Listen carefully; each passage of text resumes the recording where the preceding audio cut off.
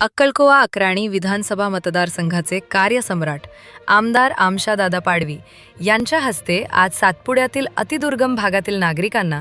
विद्युत सुविधा उपलब्ध व्हावी म्हणून गमण येथे नूतन 33 केव्ही सबस्टेशन कामांचे भूमिपूजन करण्यात आले। यावेळी माजी समाज कल्याण सभापती शंकरदादा पाडवी, प्राध्यापक डॉक्टर दिनेश खरात, धीरसिंग पाडवी, सरपंच दिनेश वसावे, पुण्यादादा वसावे, नूरजी वसावे, लालसिंग वसावे, वाडग्या वसावे, लालसिंग वसावे, सिमजी सेर्या वसावे, सरपंच विकी पाडवी, चेतन पाडवी, हरिश्चंद्र तडवी, वामनसिंग पाडवी,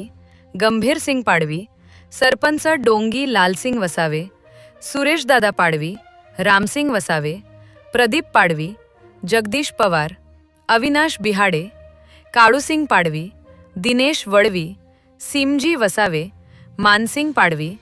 विद्युत वितरण कंपनीचे उप अभियंता दिनेश पाडवी, धरगाव उप अभियंता जगदीश पावरा तसेच परिसरातील नागरिक मोठ्या प्रमाणात उपस्थित होते।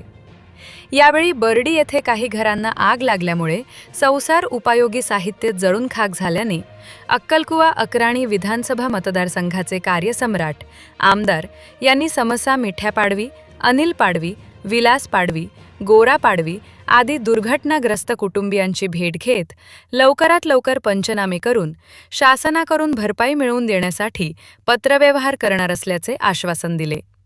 यावेळी अक्कलकुवा तालुक्यातील शिवसेनेचे सर्व पदाधिकारी व शिवसैनिक मोठ्या संख्येने उपस्थित होते।